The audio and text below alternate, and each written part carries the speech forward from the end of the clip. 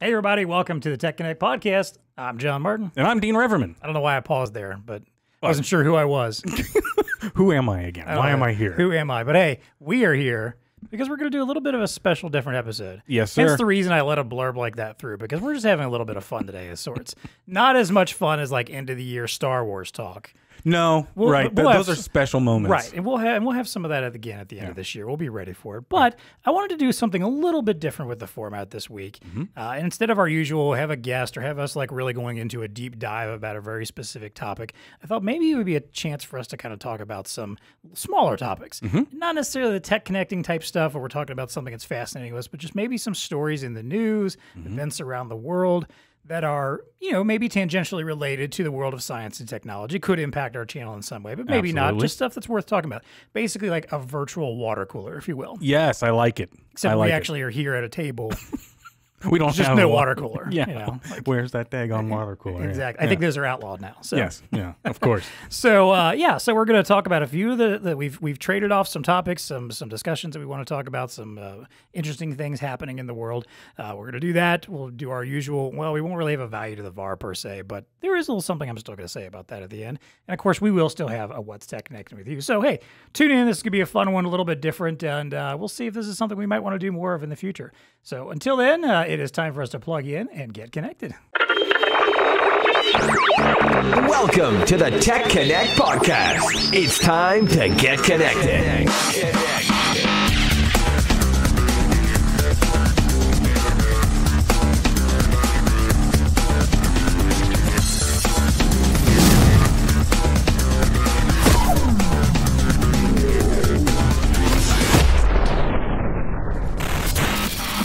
All right, so I'm going to let you start off here. We both sent some articles back and forth to each other. You have the first one here that I want us to get into. So tell us about the story, and let's riff a little bit. Well, we'll get into that. Yes, I got my story queued up here. But as you were talking, or as we kind of kick things off here, I'm thinking to myself, maybe this will be the opportunity for people to give us some feedback, right? Because we got some stories here. It's like, hey, we want to hear your opinion. These are our opinions about what's going on in the world. And if you have cool stories, if you come across something you'd like to hear us talk about, send us that over. Absolutely. I love that. Look at you. We're opening up the feedback That's loop. right. All right. I fully expect if there's no feedback after this one, I'm just going to start reaching out to you. I don't even know who you are. I'll just send random emails to people. Do you listen to our podcast? No. We know who they are. We get the IP addresses. We know. We can drill down. We're the big state. So my first thing that was, my little tech bite here was Instagram for kids. So 44 state and territory attorney generals sent a letter to Facebook CEO, our buddy Mark Zuckerberg, and asked him to abandon plans for Instagram-like platform designed for children younger than 13 years old. And I'm behind this effort 100%. Because first off, I didn't know that they were planning on developing something. Of course it makes sense that they're developing something to get the kids involved even younger into a social media platform. But when you read the letter that they sent, it was really extremely well written, and it cites a lot of things that are really kind of urgent in today's society when you take a look at it. And it's a multi-page, it's like a 6-page document that kind of goes into it. But really the use, I'll just quote a little bit of it. The use of social media can be detrimental to the health and well-being of children who are not equipped to navigate the challenges of having social media account.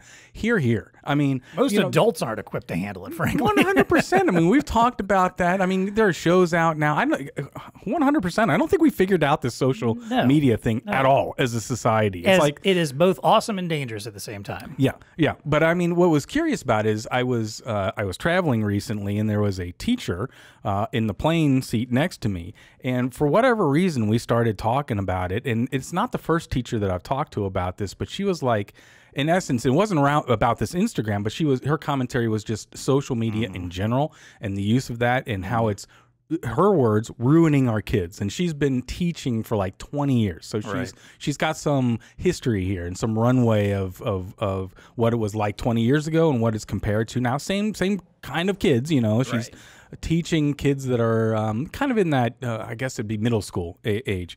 And she's like, no, I don't know why parents allow their kids to dive in deep on all this technology, all this screen time, all this, that it's having a ruinous effect on our society. Then you read things, and I know I'm throwing a couple things out at you here, but, and we've harped on this, you've got Silicon Valley execs, right? So all the people that are driving this stuff, the leaders of these tech firms, they don't let their kids use any of these products.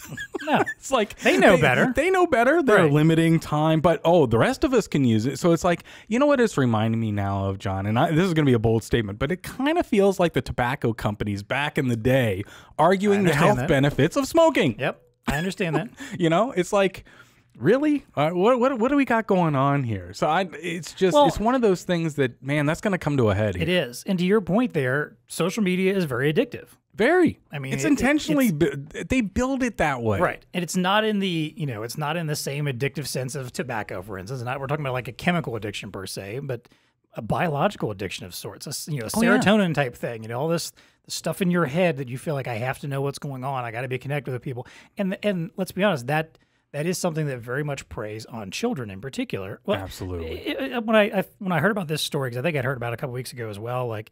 The first thing that struck me isn't Instagram kind of for kids anyway? I mean, I know a broad swath of people use it, like all social medias, but let's be honest, there are kids on Instagram already anyway. Oh, yeah. They're just using the regular, what's I guess supposed to be, quote, the adult version that I know is only supposed to be for 13 and under, but there's no policing of that. There's no policing of that. You can sneak in it. I mean, exactly. fake date of birth, boom, you're in. You have to you have to rely on the parents to be the policing part of that thing. Yes. But, we also know like not every parent can do all of that. It's not as easy as you think.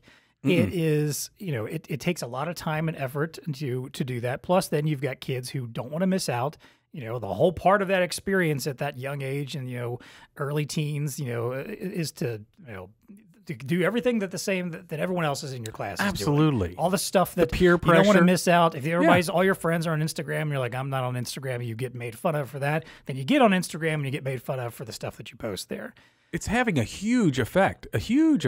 From what I don't know what the studies are, but when you're in casual conversation with people and people that are around kids all day long, like teachers, and they're like raising the red flag. Hey, this is problematic because they see the effects of how, the peer pressure, which is already bad enough in a social environment, but now it's being amplified by that in children who are having a dramatic effect on those. Cyberbullying being explosive on social medias, and the dramatic effects that it can have on that. Studies indicating that that what used to be a schoolyard bully, which is a thing, but it's completely different than cyberbullying and the effects that it can have on somebody. I always like to think of it as, let's say everybody's had this bad moment when you were in school where you did something stupid that everybody laughed at. Maybe it was you tripped in the lunchroom and all your food fell everywhere or something, and you had all the people around you saw it and laughed at it or something. Well, in that time, that was it. Mm-hmm. You fell, people laughed, you got up, you may have been ashamed, you may have felt bad, you may have been bummed out for the day. People may have teased you about it for a couple weeks or something. But most likely, you kind of moved on from it. Now, that same thing happens if someone happens to be recording it when it happens, or was the person who perpetrated it or some way, that is going to be living on the internet for a while. And that's something that's circulating all over. People are posting it all over. And if that child is someone who, has some anxiety issues or has some, doubts about themselves, whatever it is, it doesn't have to be actual emotional problems, just literally just being alive and a teenager. That's going to be embedded in them. They're going to constantly be seeing that kind of stuff. It's always going to be out there. People are always going to be throwing it back in their face. It lives forever on the internet. Yeah. And I think that's what people don't seem to get about this stuff, that it's not the same as schoolyard bullying. It's not. I mean, because, when I think about the schoolyard thing, like what you were talking about, you lick your wounds, but you also, your circle of friends comes back to you. There's just, or even in cases, I've been around in cases where you see a bully and it's like the crowd turns on that person, which is really difficult to do in social media. But anyway, there was a survey. 42% of young Instagram users have experienced cyberbullying on the platform.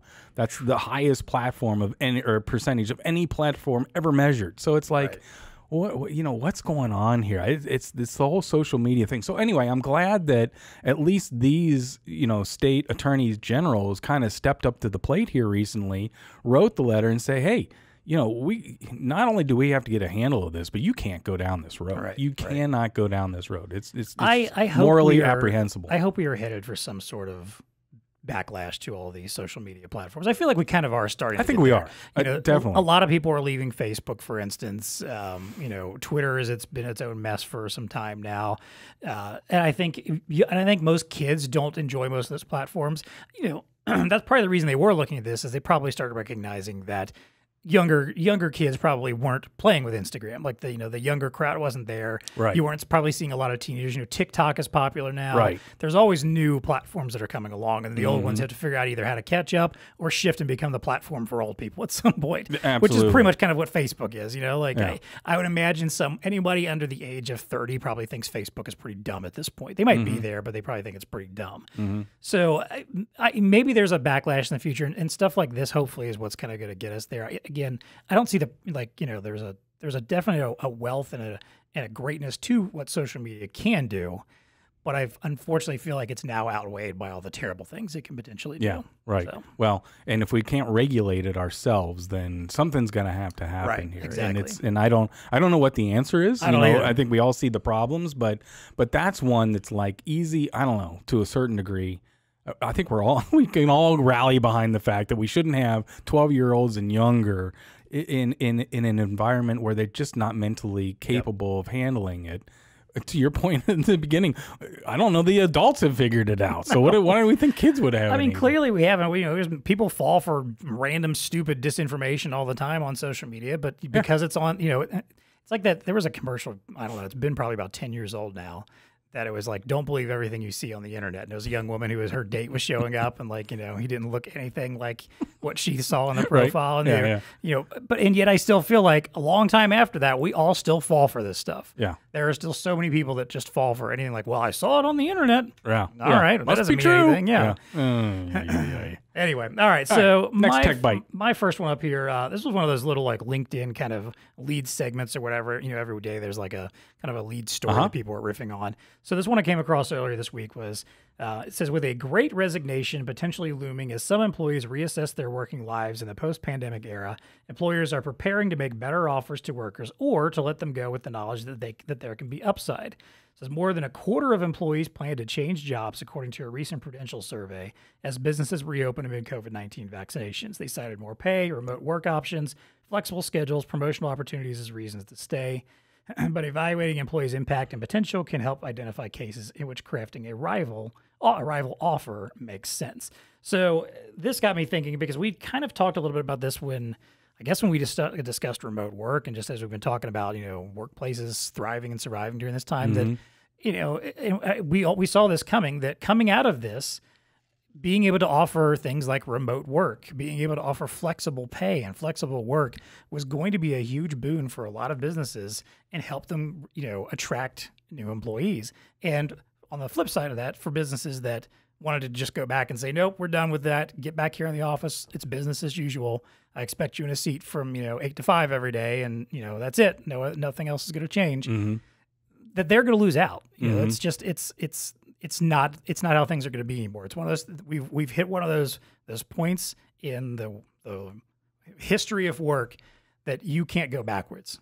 It'll be interesting to see how it pans out. Right. I mean, I think there is clear evidence that those companies that are being that rigid, saying, hey, you got to come back, it's 8 to 5, get back, and of course we're talking about people in jobs, roles that you don't have to be on a line somewhere exactly. or doing something in particular. But yeah, I think that there's clearly has been a shift, and the shift was maybe, it was like an undercurrent under the employment of people, the need and the desire. And here's something that I'm a little bit worried about, not relating to the Great Resignation, but I am worried about some of the effects that, are going to happen coming out of this that we're already starting to see. And here's what I mean.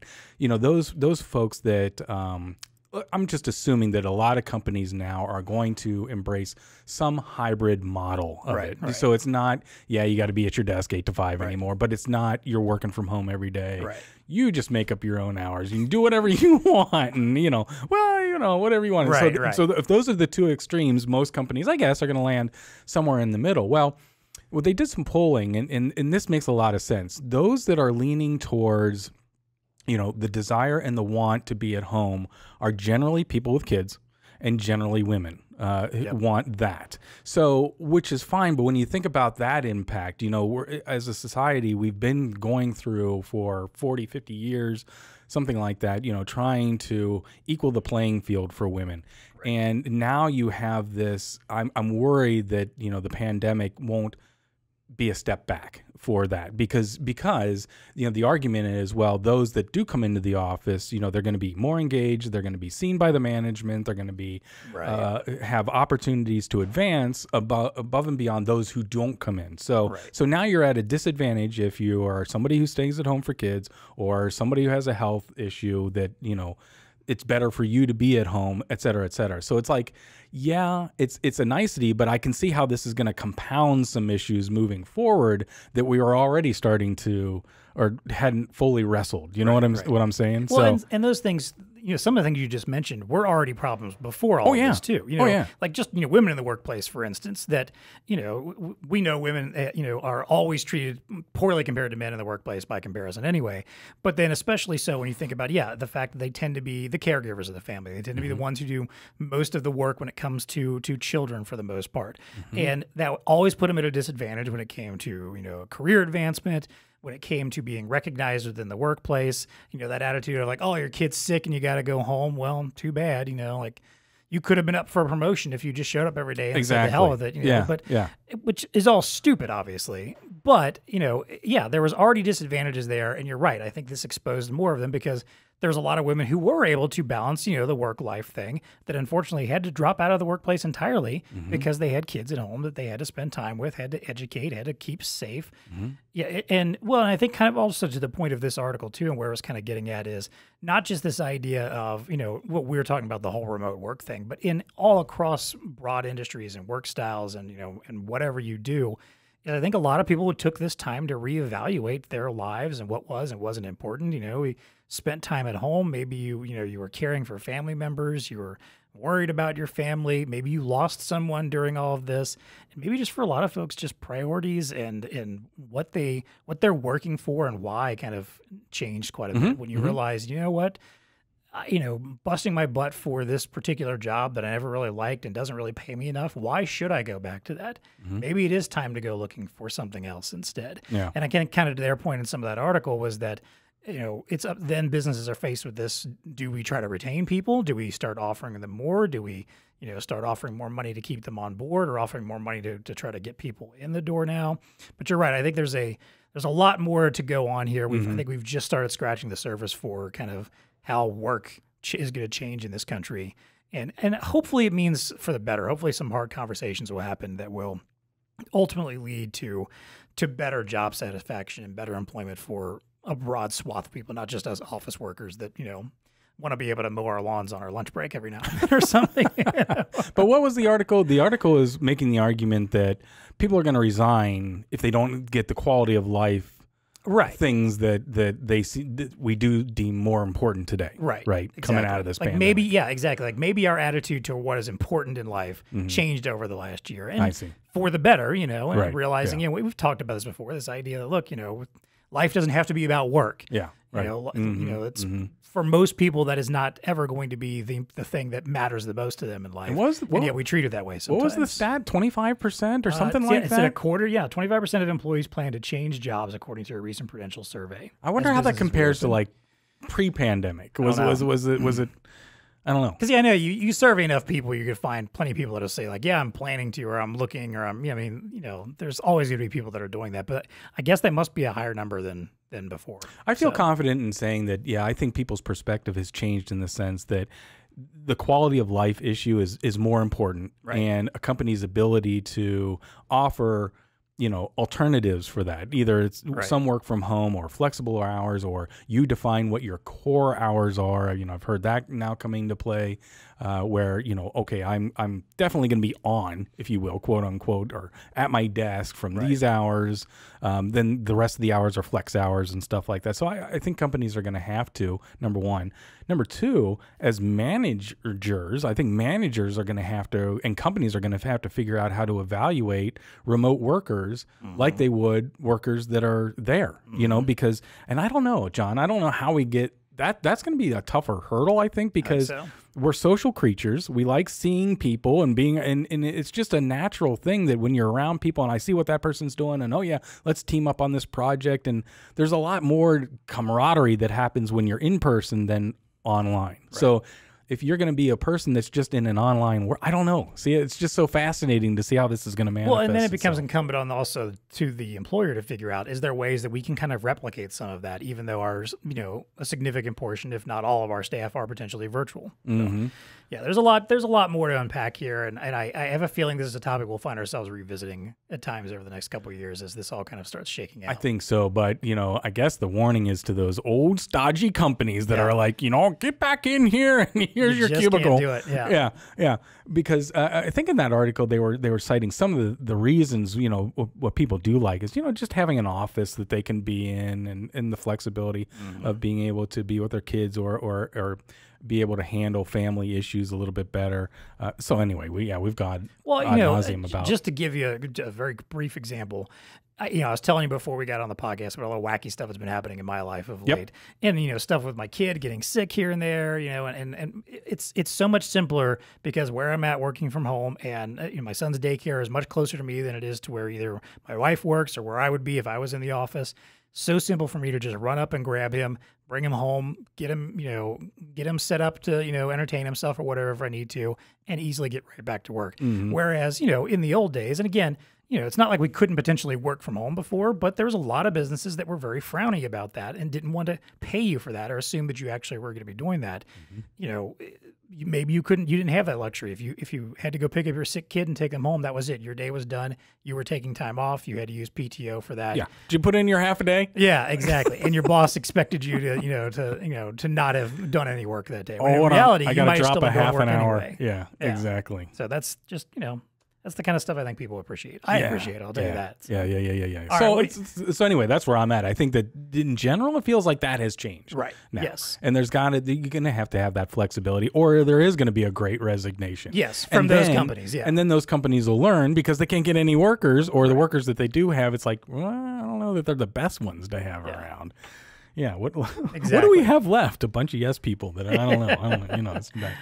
All right, so antitrust, I think, is coming down the line here for some of these another hot topic in the world of tech. Yeah, these big tech companies, and the one that's, you know, rolling around in my mind that I'm kind of been keeping an eye on is just this whole battle between Apple and Epic Games, which does Fortnite, and actually I didn't realize, but you can roll up Google into this too, and Android, because Google Play Store and all that. Yeah. Epic's having the same issue with those folks, and so I think people know what it's all about here. It's just the fact that Apple is, you know, in their ecosystem, what they call walled garden.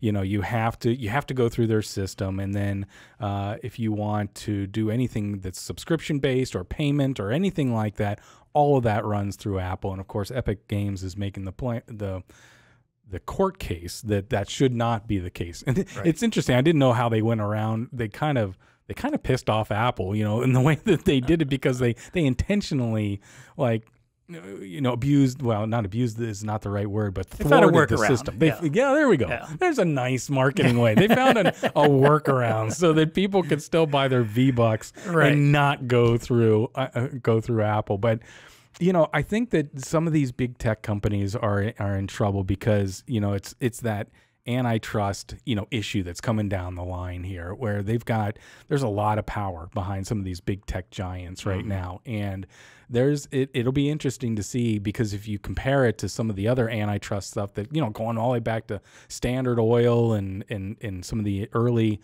antitrust cases, a lot of those things are starting to come to the fruition here with some of these big tech companies. I mean, so let's look at some of the reasons why they're in trouble. They use their power to crush competition, right? I mean, yes, you can see that from like Apple or Google, or I mean, they use their power to crush competition. One of the earliest things was Microsoft crushing other browsers, you know, and not even allowing them to be loaded onto their operating system. I mean, it's just, when you have such powerful things, such ubiquitous companies like Apple and the iPhone, which reaches it's 1.4 billion worldwide users now, and half the U.S. smartphone market alone. That's pretty dominant. But not only is it the hardware, it's the software piece. So everything's got to go through their Apple store. So, you can't do that. Fair business negotiations are impossible. Right. And that's true. You can't have a fair negotiation with Apple because what are you going to do? Because they're Apple. What are you going to threaten them with? Exactly. Yeah, well, if you don't do it, I'll be very mad and I'll frown a lot. I'm going to go over here and start my own whatever. Yeah, exactly. Only to be crushed I'm by, going to start Peach Phone, This is Peach, and this is the X Phone with my app on it. Nothing else. That's not going to have a lot of success. Right? So exactly. they got that issues. Examples of them infringing on small competitive patents. So I was reading up on one of these Sonos speakers that I love. They have 5 patent infringement cases that they have up against Google right now. And they would love to go against Amazon on the same ones, but they can't afford it. So you've got these small, and Sonos isn't that small. No, I mean, they're pretty much a brand name. Yeah. And they can't go after their patent, because anyway, at the end of the road, they don't have the resources to go after the big tech giants. So that's another reason why, these big tech companies, I think, are in trouble in the very near future. Yeah, I think there's definitely going to be a breaking point. There probably within the next decade. And I'm not Mr. Regulator. I'm not either. I agree. I'm not a huge fan of regulation and where it's going to go. But at some point in time, it's like there's definitely some issues around where big tech is today. I'm sorry, you were saying? No, I mean, I'm with you on that. Like, I understand some point of regulation and. But at the same time, there are times when I'm okay with like, hey, just take the pedal off a little bit and let's see what happens here. But you're right. We've basically come down to 3 or 4 giant tech conglomerates that, Amazon just bought MGM Studios this week. Right. They now control one of the largest film studios and film libraries in the world. Mm-hmm. And it's just stuff like that where that's what really amazes me is when you start having tech companies that are buying up business avenues that should have nothing to do with it, and yet find a way to incorporate that into their business and run with it. And I'm all for entrepreneurial spirit or whatever, but it gets a little bit too far. And this with this whole like app situation, like I see a little bit of both sides in the sense that I understand that. I appreciate that Apple takes control over what's allowed to be found and downloaded, because so you don't have some kind of spam or viral apps or whatever that potentially could harm your phone or steal information or bleed your bank account or something like that. Totally get that. I'm all for that. But then you get to the other side of it where you're basically telling those companies like, hey, you're allowed to use your software and put this app in our store and have people do it, but we want 30%. Of everything that you make out of it, and we will decide exactly what you are and aren't allowed to do with it. It's just those things and come it into has conflict. To go through our payment system. Right, exactly. It's like there's some handcuffs there. There really is. That makes it less competitive to be able to do in the marketplace. So I don't know if it goes through antitrust. I mean, what does that breakup look like? I don't know. Is it the hardware and the OS on one side, and then the baby bells, if you will, are going to be it's an app store that. I don't know. I don't know what that. Maybe you have to vet. You still have to vet it through some some council or some higher authority that blesses what's going to go on the Apple product. But there's more competition there, and you can use some of these things, other tools that have been vetted by the Apple God or whatever. It's not that it's not complicated, but we got some issues, as in regards to fairness, and I think that it's just being manifested by this whole Epic Apple thing that's in the courts right now, and Epic is being very intentional with this. I mean, they want this battle. They're asking for it. They want it. They want whatever's going to happen here. Hopefully, they're hoping that some kind of breakup or some kind of way that they can now be more competitive. Well, and they have a little bit of the clout here themselves because they have the most popular gaming app in the world right now. Yeah, at least at the moment, and have been for a little while now. Mm-hmm. So that gives them a little bit of the power there.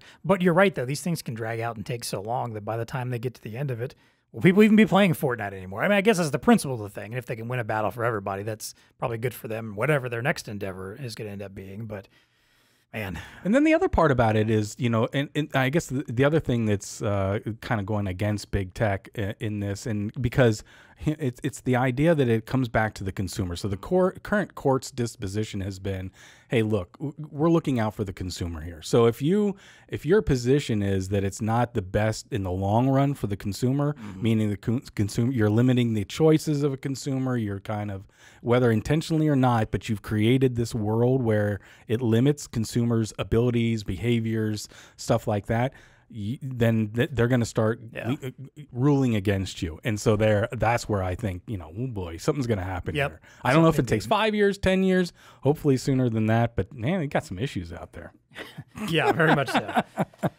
Okay, so my next one here, this is a fun little article I came across on LinkedIn also. I actually posted it on my LinkedIn and did some reference points to it. There's an article called How to Be Funny at Work. And it's by these two women who have literally written the book on being funny at work, but they've written a book all about this concept of, incorporating humor in your day-to-day life and in your work life. And I just find it interesting. And I don't want to we don't have to get into all of these statistics here, but it was just an interesting article about this idea of, how funny should you be at work? What kind of humor should you have? And I mean, one of the things that really stood out to me is this idea that, look, you have to kind of play it by ear at your workplace. Yeah. Some workplaces are, just filled with fun, energy, and very kinetic and dynamic, and are cool with, with some fun jokes and some, goofiness or whatever. Some are going to be a little more stodgy, a little rigid, and a little humorless, if you will, or a drier style of humor. And you just have to kind of figure it out when you get there. But, it also gets into these depths of, discussing like, what kind of humor is appropriate? Are you allowed to curse at your job? Do you, are you someone who should be telling jokes that someone might, not necessarily be offended by, but might be edgier than others? And it was just an interesting discussion about, the idea of being funny at work. And as part of it also, it had a little quiz you could take that would test your aptitude towards humor. Did you take it at all? I did not. Okay, Damn, I missed the quiz. So there's 4 options that it gives you that you can potentially be some mixture of. Stand-up, which is bold and irreverent comedy. You're unafraid to ruffle feathers. You don't mind who you piss off. Oh, we all know the stand-up comedian in the office. That's Marco. But anyway. The sweetheart, which is earnest, understated. They use humor that lightens the mood. Kind of like the reference there was like James Corden on the Late Night Show. Okay. Sniper, edgy, sarcastic nuance. They're masters of the unexpected dig. And a magnet, expressive, charismatic, and easy to make laugh. And Jimmy Fallon was their example there. They had Wanda Sykes' example for stand-up and Michelle Wolf for sniper.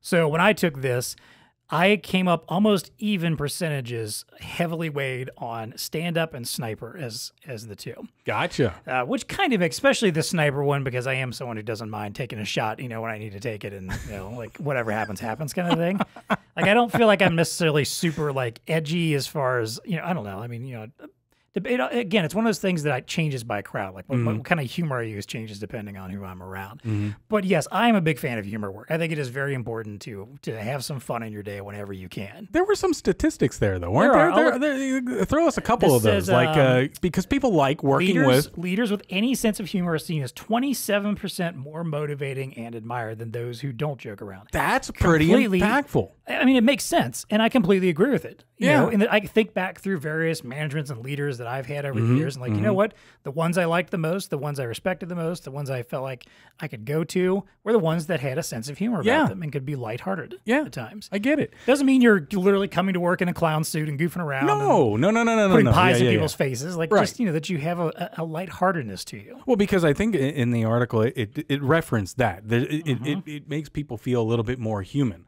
about, because managers specifically, or quote unquote leaders of a company, might get wrapped up in, well, here's what we need to do. Here's the optics. Here's the goals. Here are the tactics that we're going to use.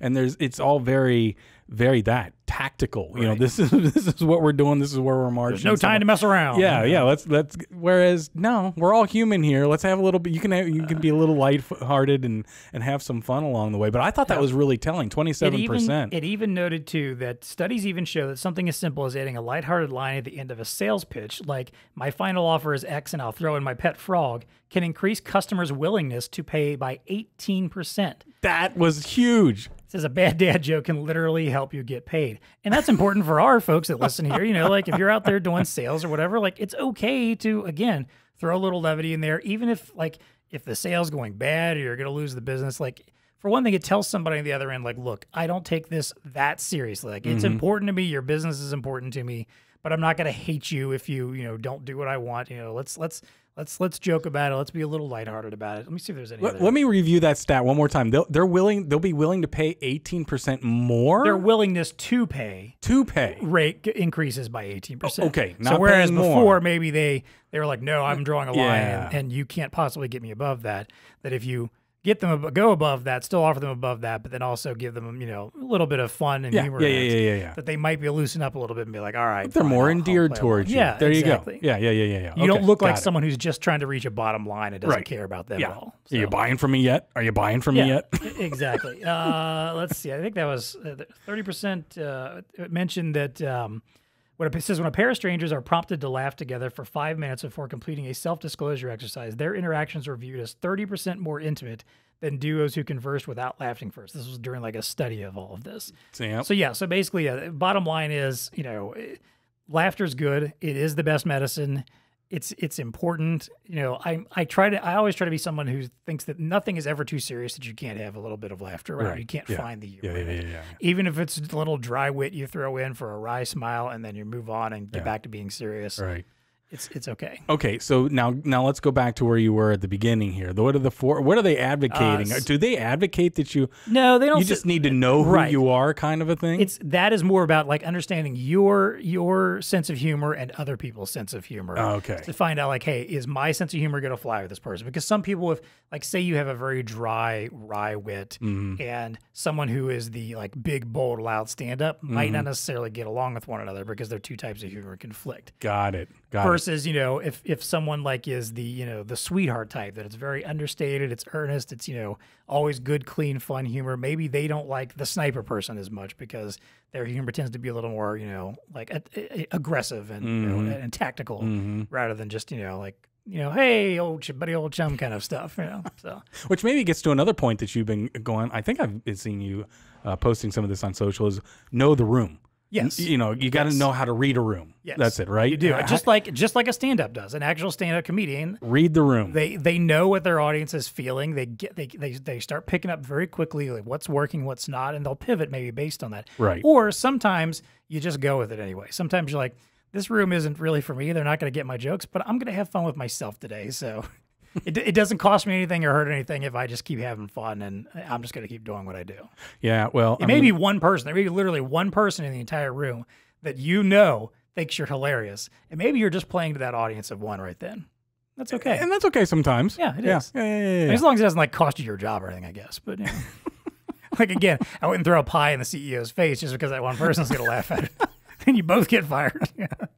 No, don't show up in the clown outfit. I love how I throw like pie in the face as if that's actually funny. It's not. It's dumb. Come on. Oh man. But the bottom line is, and I do agree with this, it's okay to have some humor at work. It is. And very much and so. if you're trying to if you're working in a team environment, trying to get the team more involved, humor's good. Yeah. Humor's the best medicine. I mean, it's when tactful and tasteful and all those good things. Agreed. Definitely a good way to motivate. Let's get people. our last two in here before Marco starts yelling at us that we're running out of time. Oh, Marco, whatever. So I've been kind of wrapped up in this whole cryptocurrency thing. And you don't actually own any, do you? Not a single dime. Okay, I'm okay with that. That's good. No, because I'm worried, and so you keep reading about now China bans financial institutions from providing crypto services. Big. That is pretty big. So and of course Bitcoin tanked 30%. So then you have things like Dogecoin. I don't even know if I'm pronouncing it correctly. Exists at the whim of Elon Musk, apparently. Yes, and it was a total joke. Yeah. It was a total joke. That's why this whole thing is a joke. Yes. So, but what I don't think people are grasping here, I mean, so me being, I don't know if I'm a nerd or whatever, I take a step back and say, do people understand what's going on here? I mean, the currency. Okay, let's talk about currency, what makes currency valuable, right? So currency is usable. If you go look it up on Investotopia or whatever. Investopedia, whatever. Thank you, Investopedia. You'll see that currency is usable if it has a store of value, Right. meaning if it can be reliably counted on to maintain its relative value over time without depreciating. None of that sounds like anything that cryptocurrency is None right of it. now. None of it. Because in that same article, they're saying, what is the current worth of cryptocurrencies? It's only built on speculation. So when have you ever invested in anything that had the word speculative attached to it that was a good thing? Right. So all of this is just, it's a complete boondoggle right now in the sense that it's just speculative people. It's a bunch of, I don't know, snake oil salesman in there saying, hey, why don't you buy this? Because you just bought it. Now it has value to it. Right. And it is, but here's the other part to me. It's dangerous, right? It's danger in bringing. People are losing their wealth. They're losing their houses. People are losing a lot. I don't mean to be harsh here. I don't care about those people. I mean, if you're going to get into speculative behavior and you're going to put your whole house, it's gambling. Dude, it's on you, bro. That is all on you. But here's my angle. There's danger in bringing speculative behavior to currency because currency is a fundamental part of the economy. Yeah. And when you start hearing people talk about, well, cryptocurrency should overtake the US dollar or the fiat that's out there right now. No, warning, you do not want that to happen. I mean, I cannot imagine I don't know that I want to be in a world where Bitcoin is the official currency of the globe. I mean, it's just, it's purely speculative. And yes, I know the U.S. economy, or our dollar went off the gold standard back in the 70s, created an uproar. I understand it, but still, the U.S. dollar is backed by the U.S. government, which currently the U.S. economy is the #1 economy in the globe. There's a whole kinds of reasons why there's store of value in the U.S. dollar, right? There is that. Yep. You can't, it's there. A dollar is going to retain its value. It doesn't depreciate. I think, the U.S. is a force of good in the world. It's not like we're out there. Anyway, blah, blah, blah. Cryptocurrency, I'm not there. Well, look, so what are we doing the with reason we created currency to begin with was because it was difficult to set values on the stuff that we were trading around. Yes, like my pack of beaver pelts is worth 6 ears of corn, but is it? But I only have these bags of mushrooms over here. Yeah, exactly. All right, well, it's worth 12 bags of your mushrooms. Right. Like, it just got too complicated. Eventually, we had to standardize it in some way so that now, 6 ears of corn and a bag of mushrooms cost $12, and your 14 pelts cost 20. We went to metals, right? So they started, exactly. There had to be something, gold. Right. So scarcity is important, and I get that. I totally understand the concept of scarcity. There's only so much gold in the world that we mined, and so yes, there's stored value in the gold, and I'll trade you this 5 ounces of gold for your what do you got again? Goats? Pelts. Pelts. Raccoon pelts. Very important. Those coonskin caps you want to make. Yeah, there we go. We're trading in there. So, I get where we've come to, but I'm telling you, it's just the speculative nature of the cryptocurrency and just the craziness. I think people have fundamentally forgotten. They're not reading Financial Times. They don't understand, I guess, what we've built our world on when it relates to this. Well, and it also, we had a What's TEConnecting with you a few weeks back where both of us have talked about NFTs. Yes. To me, this exists in the same, and obviously like NFTs are being paid for with cryptocurrency, so it makes sense that it's playground for rich people who have money to throw away and money to lose. But the problem becomes that this has become something where not rich people have started to think, oh, I can do this too and make millions of dollars off and become one of them, right? Yeah. And unfortunately, no, because it's not that simple. Can it happen? Yes. Is it likely to happen? No. You are just as likely to fall flat on your face and lose everything that you have. And so it's a pyramid scheme. It very much is. In that regard. I mean, if you're in the scheme right now, you are hoping somebody below you is faked into buying your currency at the value that you think it is, or whatever your computer is telling you. Whoever somebody somewhere has said it at, right. And it's this continuous pyramid scandal, and it is. I don't know. Yeah, you know what? You know, we were talking at the beginning of the show, like we wanted feedback. You know, I have a feeling this could be the first topic that that just lights up our inbox for some reason. People are like, "You idiots! You don't understand about cryptocurrency." And that's fine. Explain it to me. But I'm telling you, I'm happy to be an idiot on this one. There you go. What I'm throwing on the table is I'm just worried about it. I understand the speculative nature behind it. It's I don't know. It's got a lot of cancer as far as what it could fundamentally do to our economy and the use of currency in the economy. It's I don't like where it's going. But anyway, all right. There's their cryptocurrency out there. So what you got? Our last one here. Oh, love this one. This is one that I've been on a tear about for quite some time, because I originally saw this article many years ago. I may have written a blog post about it on LinkedIn about it. I don't remember, but I remember just making me angry. And it's this idea, like the article I remember seeing once upon a time was the laziest states in America ranked.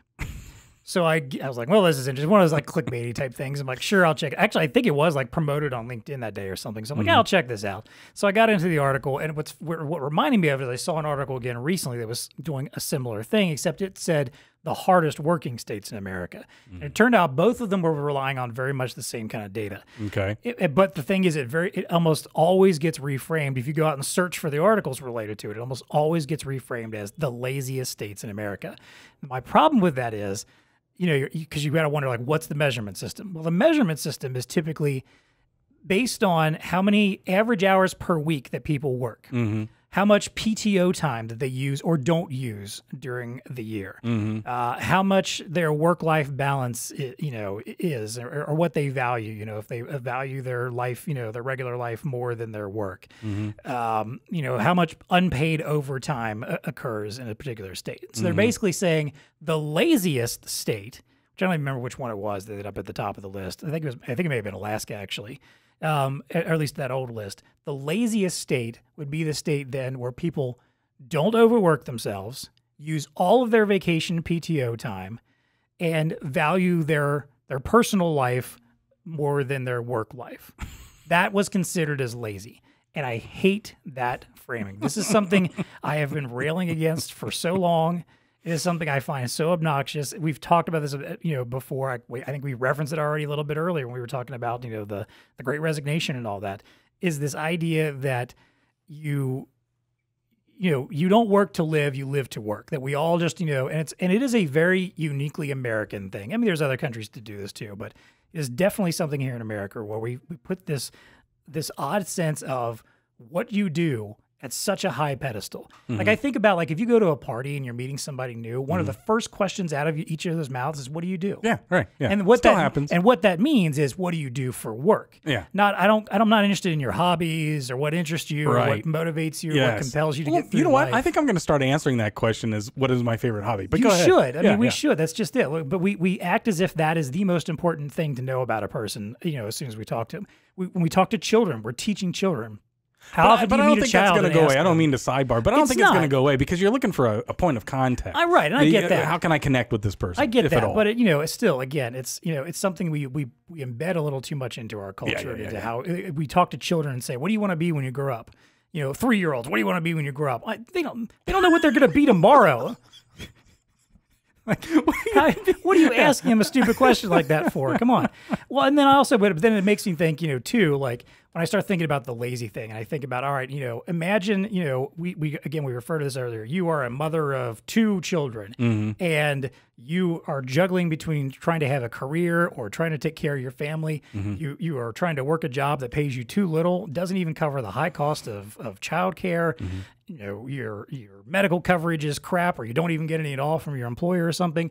You can't tell me that person's lazy because rather than have to juggle all of that, they decided to stay home and take care of their kids instead. And that's part of sometimes the equation there too, is how many people have someone who's not working and is in the home. Well, guess what? Someone who's in the home and not working may have a very, very valid reason for doing so. It doesn't mean they're lazy. Yeah. And you sure as hell go try to talk to that mother too and tell her she's lazy. Yeah. And that her husband's the one who's the hardworking one in the family. You'll get a swift surprise there, I'm sure. So, well, I think that's has changed. That's changed a little bit, obviously, coming out of this pandemic, as we kind of you know, I think that people's perspective on that is a little bit, but God, gotta love those clickbait articles. I just, that framing just annoys me. Like, and here's maybe another thing. Maybe we have too much data at this point in time. When we're That's true. developing stories because I looked at the data, the difference between, you know, the states that had the highest, you know, it was like the states that have, because to your point, one of the measurements was how many work hours, or how many hours a week did the average person work. Right. And the difference between the most and the least was like point something. Or well, no, maybe I think it was 2 like hours. 3 hours a week. You know, it's the difference between 40.8 and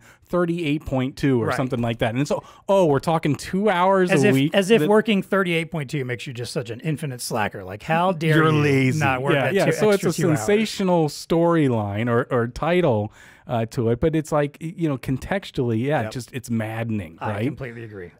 Because it's not. Reframe that story, people. Like, it's honestly, whoever's at the top, that should be the happiest states in the country. Well, and of course, me, I jump in. And it's like, I live in Ohio. How lazy are we? Well, we're the 6th laziest apparently in that. And I'm like, what? Hey, just remember that when we're on vacation in a couple weeks. Remember how lazy we're being because we're actually taking our vacations. Yeah. Never mind that we get to recharge and refuel and come back to work, and you know, yeah, we're just so lazy because we're taking time off. Marco doesn't get time off though. So. Yeah. He's tipping the scales in the other direction for us. So. All right. Well, hey. Oh, wait a minute. He lives in Ohio. Damn. That's true. That's true. Yeah. You're bringing down the average, dude. Yeah. All right. This has been fun. I did enjoy this. We talked about this before we went on live, to record here. I want this to be a recurring thing. I think, let's make it so that every now and then we come back and maybe not a full episode like this, but we do maybe a little short tech bites, if you will. Yep. The name I just made up on the fly. I haven't thought about it for 12 hours at all. But here's the challenge. Okay, audience, you got to give us some tech bites. Yes. What should we be riffing on? What's on your mind, too? Exactly. And you know how you do that? Well, you got to reach out to us. There you go. You can find us on Twitter at TEConnectPod. You can email us, TEConnect@BlueStarInc.com. Let us know what kind of tips and tricks and cool things that you want us to talk about, what kind of news that is caught your eye that you want to hear us riff about and get mad at us over. All right. Well, normally we wrap things up here with value to the VAR. What's tech connecting with you? Yep. Now, the value of the VAR piece, obviously, this hasn't been all about something for our VARs, but I do think it's very important for people, especially when you're in sales, to keep up with what's happening in the news. Even if it's not something that directly impacts you or your customers, it's just good to have this kind of talking points because it makes for great relationship building with your customers. Yep. We were just talking earlier about the whole idea you meet someone at a party and you have stuff to chat about. This is the kind of stuff that, like, while you are in the middle of a negotiation or a discussion, or you're just, starting to work with somebody, maybe you throw out one of these little tidbits here and there, maybe email somebody an article that you haven't heard from in a couple weeks that, hey, this sounds like something we were talking about a couple weeks ago. Thought you might be interested in reading this.